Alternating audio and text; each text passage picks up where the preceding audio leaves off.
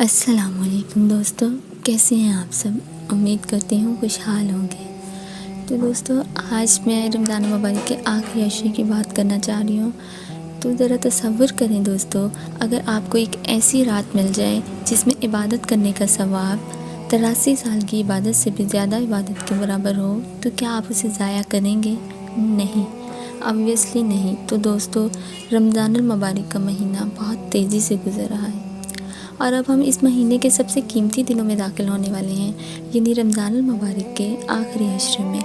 یہ وہ مبارک دن ہیں جن میں اللہ تعالیٰ اپنی رحمتوں کے دروازے کھول دیتا ہے، گناہوں کو معاف کر دیتا ہے، بندوں کو جہنم سے آزادی عطا کرتا ہے، اور عبادتوں اور نیکیوں کا ثواب بڑھا دیتا ہے۔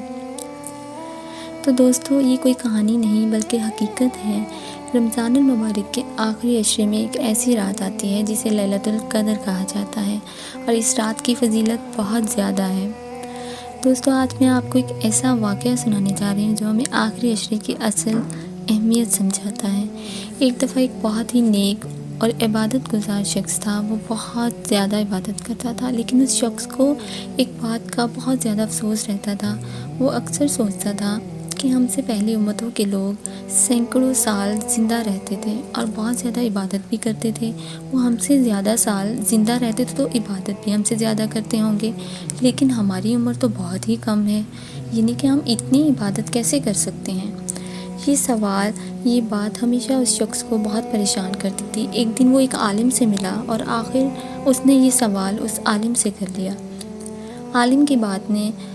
عالم کے جواب نے اس شخص کو مطمئن کر دیا۔ وہ بات یا وہ جواب کیا تھا؟ وہ یہ تھا کہ اس نے مسکرا کر کہا، اللہ تعالیٰ نے مسلمانوں کو نبی کریم صلی اللہ علیہ وآلہ وسلم کی امت کے مسلمانوں کو ایک بہت بڑی نعمت دی ہے، جس سے عمر کم ہونے کے باوجود باقی امتوں سے زیادہ عبادت کر سکتے ہیں۔ وہ شخص حیران ہو کر بولا، کون سی نعمت؟ اس پر اس عالم نے جواب دیا کہ رمضان المبارک کے آخری عشرے میں ایک ایسی رات آتی ہے جسے شب قدر کہتے ہیں، اور اس رات کے بارے میں اللہ تعالیٰ نے قرآن مجید میں فرمایا، شب قدر 1000 مہینوں سے بہتر ہے۔ جب اس شخص نے یہ بات سنی تو اس کی آنکھوں میں آنسو آ گئے۔ وہ سمجھ گیا کہ ایک رات کی عبادت کا ثواب 83 سال کی عبادت سے بھی زیادہ عبادت کے برابر ہے۔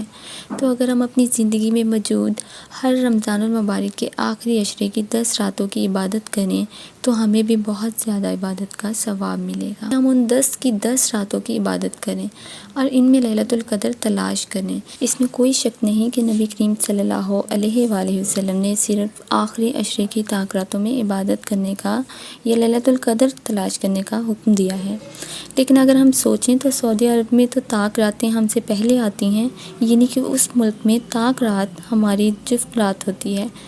تو ہمیں کیا معلوم کب کون سی رات لیلۃ القدر ہو؟ تو ہمیں آخری عشرے کی ہر رات کو لیلۃ القدر سمجھ کر سچے دل سے محنت سے عبادت کرنی چاہیے۔ شکریہ۔